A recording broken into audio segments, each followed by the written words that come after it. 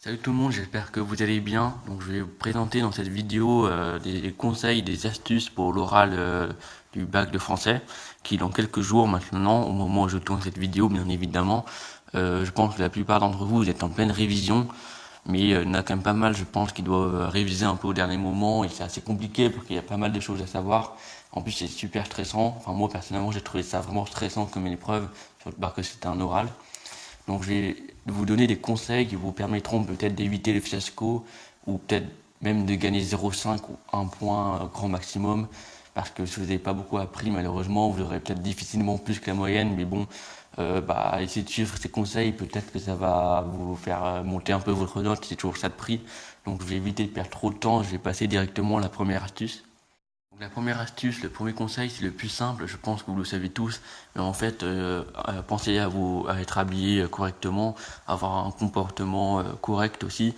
Ce que je veux dire par là, c'est essayer de montrer de l'intérêt, on va dire, pour la matière, même si je sais que c'est hypocrite, que finalement on s'en fout un peu tous du français, mais essayez quand même de montrer que vous aimez la matière. Souvent, par exemple, l'examinateur, il va vous demander, enfin souvent peut-être, il va vous demander est-ce que vous êtes déjà allé au théâtre, est-ce que vous aimez le théâtre, est-ce que vous lisez souvent. Si vous répondez non, ça va tout de suite faire une ambiance un peu négative, quoi. Ça va plutôt le pousser à mettre une note moyenne, quoi. Alors que si jamais vous réussissez à montrer de l'intérêt pour la matière, peut-être qu'il va avoir de l'empathie, il va se dire les petits 0,5 points en plus. Aussi, c'est pareil pour la tenue, essayer d'être habillé de manière correcte. Ce que je veux dire par là, c'est on s'en fout d'être super bien habillé et tout. C'est surtout, c'est ne venez pas en tongs, évitez genre le tong, Bermuda. Bon ça fait un peu trop vacancier. Par contre, aussi, si vous prenez un t-shirt, pensez aussi à faire attention à ce qu'il y a écrit dessus. C'est un peu con, mais si vous venez avec un t-shirt I am the best, ça va faire un a priori un peu bizarre, je pense, pour le jury. Donc pensez à ça. C'est une astuce qui est un peu bête, je sais, mais c'est important de rappeler, je pense. Donc je vais passer tout de suite à la deuxième astuce qui est quand même un peu plus intéressante. Donc au début de l'oral, vous allez devoir lire une partie du document. C'est un passage qui est très important, qui est compris dans le barème. Et souvent avec le stress, on oublie de le faire, c'est un peu con. Et le jury va pas vous demander de le lire en fait. C'est vraiment vous prenez l'initiative, après l'introduction généralement, de lire une partie du document. Donc comme je l'ai dit, c'est compris dans le barème, donc essayez de mettre le ton, histoire de montrer que vous êtes intéressé et que vous avez compris le document. C'est vraiment une très bonne manière pour donner une bonne impression au jury. Et quand on n'a pas forcément bien révisé pour un oral, donner une bonne impression au jury dès le départ, c'est vraiment primordial. Donc franchement, n'oubliez pas de bien réussir cette lecture et surtout, n'oubliez pas de la faire tout court en fait. La troisième astuce que je vais vous donner, c'est la plus compliquée à mettre en place. Donc en fait, je vous conseille d'essayer de faire référence à un livre pendant la deuxième partie de l'oral. Donc ça peut sembler assez bizarre, mais en fait, si jamais vous réussissez à le faire, le jury va peut-être vous poser des questions sur ce livre. Et dites-vous bien que la deuxième partie dure 10 minutes. Donc si sur ces 10 minutes, vous passez 2 minutes à répondre à des questions sur un livre que vous avez lu, normalement c'est des questions assez faciles, franchement vous pouvez gagner pas mal de points. En plus ça va donner une bonne impression au jury. Surtout si vous prenez un livre qui est pas forcément très connu, qui est bien littéraire, genre évitez Star Wars, parce que là ça va faire un peu bizarre quand même. Mais genre si vous prenez un livre, qui est assez, pas forcément très connu en fait, mais juste qui est un vrai livre littéraire, franchement ça peut vous faire gagner des points, ça vous fait gagner du temps, ça vous fait gagner de la confiance en vous, parce que si vous avez lu le livre, normalement les questions vous y répondez sans problème. Alors par contre, il faut juste faire attention, quand je dis faire référence, c'est discrètement. C'est-à-dire que c'est pas la première question que tout de suite vous en parlez. Ensuite, essayez de prendre un livre qui a un point commun avec le document sur lequel vous avez été interrogé. Sinon, ça va pas marcher du tout. Les jurys vont voir tout de suite que c'est pas bon. Et aussi, prenez un livre que vous avez lu, c'est toujours mieux, parce que sinon, la situation risque de se retourner contre vous, et là, ça va être pire encore.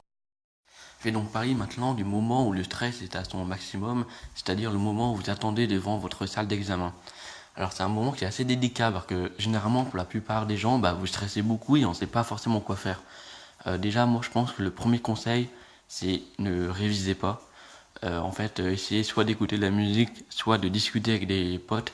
Normalement votre lieu d'examen n'est pas très loin de votre lycée, donc il y a sûrement peut-être une ou deux personnes que vous connaîtrez qui attendront en même temps que vous. L'objectif concrètement c'est de moins stresser. Par contre, ça, ce que je dis, ça s'applique pas à tout le monde. Il y en a d'autres qui vont plutôt se dire, moi, avant l'examen, j'ai envie de me concentrer. Et dans ce cas-là, que je dirais qu'il faut faire plutôt, c'est ne pas lire les fiches sur les documents, parce que vous allez vous embrouiller, ça va vous stresser. Ce que je conseillerais de faire dans ce cas-là, c'est plutôt de lire le cours. Comme ça va vous faire rappeler des choses en souvenir. Je dis bien lire et ne pas apprendre, parce que c'est pas 5 minutes avant l'oral que vous allez apprendre des choses. C'est trop tard avec le stress, vous allez tout mélanger. Mais lire le cours, ça va vous permettre donc de peut-être vous rappeler une ou deux définitions, ça va vous permettre de vous concentrer, de déstresser. Donc voilà, il y a deux situations. Soit vous voulez vous détendre, et dans ce cas-là, je vous conseille d'écouter de la musique ou de parler avec des potes. Ou alors vous souhaitez vous concentrer, et dans ce cas-là, je vous conseille de lire votre cours, mais ne relisez pas vos fiches sur les documents. Parce que si vous n'avez pas appris, vous allez stresser en fait comme un dingue, et ça c'est la pire des situations. Si vous commencez en stressant, ça va vraiment vous pénaliser pendant tout l'oral. Je vais donc passer maintenant au dernier conseil. Alors en fait ça concerne plus les révisions, surtout pour ceux qui apprennent au dernier moment, parce que l'oral est maintenant dans quelques jours. Ce que je vous conseille de faire, c'est d'apprendre en priorité les sous-parties. Alors normalement dans votre développement, dans l'oral, dans la première partie, il y a des grandes parties, il y en a 2 ou 3 grandes parties, et chaque grande partie qui répond à la problématique est constituée par des sous-parties. En fait, des sous-parties, c'est un peu des arguments, on va dire. Et moi, ce que je vous conseille, c'est vraiment apprendre surtout les sous-parties. Je vous déconseille en fait carrément d'apprendre des titres des grandes parties. Pourquoi? Je vais vous expliquer. En fait, le jour de l'oral, on va vous donner une problématique. Si jamais vous avez appris à l'avance le titre des grandes parties, avec le stress, ce que vous allez faire en fait, c'est reprendre exactement le même titre. Et du coup, le jury va avoir l'impression que vous ne répondez pas vraiment à la problématique qu'on vous a donnée. Il va surtout avoir l'impression que vous avez appris par cœur sans réfléchir. C'est pour ça, moi je pense que les grandes parties des titres, vous les ferez le jour de l'oral en fonction de la problématique. Et du coup, concentrez-vous uniquement sur les sous-parties, parce que elles, c'est vraiment ce qui est le plus important. Donc maintenant, pour l'ordre de priorité, moi je pense qu'il faut apprendre surtout en premier, c'est les sous-parties de chaque document. Une fois que ça c'est fait, essayez de trouver une amorce pour chaque document, parce que l'introduction est quand même pas à négliger. Personnellement, je pense qu'il vaut mieux réussir ton développement et, on va dire, moyennement réussir son introduction, plutôt que parfaitement bien réussir son introduction et rater son développement. Parce que le développement, c'est le cœur, on va dire, de votre oral. C'est sur ça que se jouent les points. Donc c'est pour ça, moi, je vous conseille d'abord de vous concentrer sur les sous-parties et ensuite sur l'introduction. La conclusion, vous pourrez la faire le jour de l'oral, normalement. Surtout, n'oubliez pas de bien répondre à la problématique qu'on vous a donnée. Parce que si jamais vous répondez mal, genre vous répondez un peu à côté, là vous perdez des points. C'est vachement con, parce que même si vous avez super bien réussi votre développement, le jury va se dire il n'a pas compris la question, il répond pas dans la conclusion. La conclusion, n'oubliez pas, c'est le dernier point que retient le jury de votre première partie. Donc ne la négligez pas, vous pourrez la faire le jour même de votre oral, mais voilà, n'oubliez pas de bien répondre à la problématique. J'ai fini avec les astuces maintenant, donc je n'ai plus qu'à vous souhaiter bonne chance pour le bac, pour l'oral de français et pour vos études supérieures. Donc essayez de ne pas trop stresser, mais bon, je sais que c'est un peu con de dire ça, qu'on a tous stressé, moi-même j'ai stressé, et dites-vous que tout le monde va stresser parce que c'est un oral, et pour moi c'est vraiment l'épreuve la plus stressante du bac. Donc voilà, c'est normal si vous stressez, ne vous inquiétez pas trop pour ça. Bon après, si vous avez une mauvaise note, dites-vous que c'est pas très grave non plus, parce que ce n'est que coefficient 2, l'oral de français. Pour les S et les ES, déjà il me semble. Pour les L, c'est peut-être différent. Mais en tout cas, pour les S et ES, ce n'est que coefficient 2, et même si vous ratez, ça se rattrape très facilement avec les langues, l'anglais et la LV2, rien que ça vous rattrape facilement la note.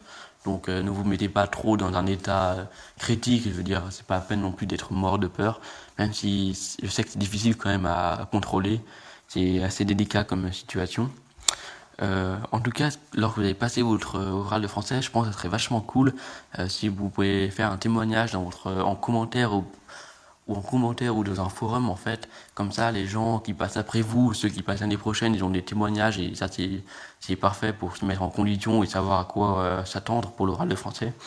Donc merci à vous pour avoir suivi cette vidéo. Si vous avez bien aimé la vidéo, ça serait peut-être cool de lâcher un like, et je vous dis à une prochaine. Salut!